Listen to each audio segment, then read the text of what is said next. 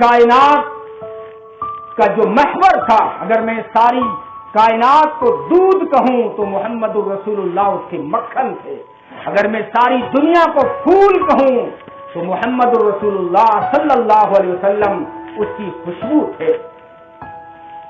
کہ کائنات حسن جب پھیلی تو لامحدود تھی، آپ سارے حسن کو بکھیر دو گے تو دنیا بنے گی، لیکن جب سمیٹو گے تو کیا بنے گا؟ شاعر سے سنیے۔ کائنات حسن جب پھیلی تو لامحدود تھی، اور جب سمٹی تو تیرا نام ہو کر رہ گئی۔ سارے حسن کو پھیلاؤ تو دنیا کی مختلف چیزیں بنتی ہیں، ساری کائنات کے حسن کو سمیٹو تو محمد رسول اللہ کا نام بنتا ہے۔ کتنا میٹھا نام بنایا۔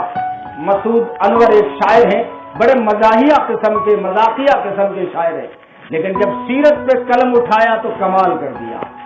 کہتے ہیں ان کا نام لبوں پر آئے میٹھا میٹھا منہ ہو جائے۔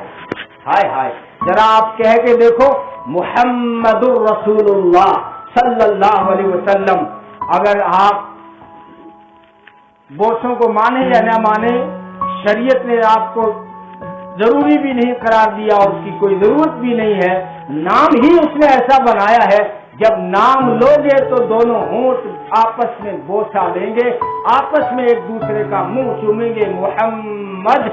اب اسی کو شاعر کہتا ہے ان کا نام لبوں پر آئے میٹھا میٹھا منہ ہو جائے، ان کے بول بہاروں جیسے اور اصحاب ستاروں جیسے، ان سا پیارا اور نہ کوئی، ان سے بچھڑ کے لکڑی روئی۔ صحابہ کتنے روئے ہوں گے جب صرف جس جگہ خطبہ دیتے تھے، ایک کھجور کی ٹہنی تھی جس کا سہارا لگا کے جمعے کا خطبہ دیتے تھے، لیکن جب منبر بنا تو اس جو ہے کھجور کی شاخ کو چھوڑ دیا اور منبر پر پہلا خطبہ دینے لگے۔ حدیثوں میں آتا ہے وہ کھجور کی شاخ کی رونے کی آوازیں مسجد میں اس طرح آئی جیسے 9 مہینے کی گابن اونٹنی بلکتی ہے، ایسی وہ بلک بلک کر کھجور کی شاخ روئی تھی۔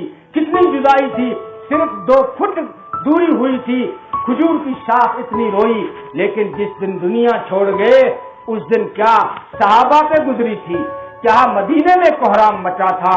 حضرت عبداللہ بن انیس نے جب یہ خبر سنی تو ان کا جگر پھٹ گیا، وہ دنیا سے چل پڑے، اور حضرت زید انصاری رضی اللہ تعالیٰ عنہ روتے روتے ان کی آنکھوں کی بینائی چلی گئی، اور حضرت علی کہہ رہے تھے اگر میرے آقا نے زور زور سے رونا منع نہ کیا ہوتا تو آج علی روتا ہوا اور چیختا ہوا جنگل کو نکل جاتا، کبھی پلٹ کے مدینے میں آتا۔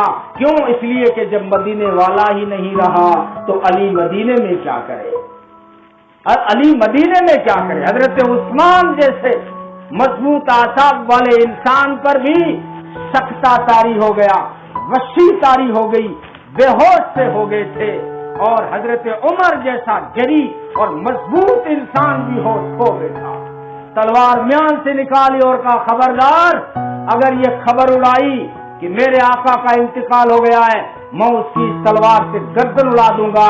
میرے آقا تو رب سے ملاقات کرنے اور بات کرنے گئے ہیں، جیسے موسیٰ علیہ السلام کوہ طور پہ جاتے تھے، میرے آقا واپس آ جائیں گے، واپس آ جائیں گے۔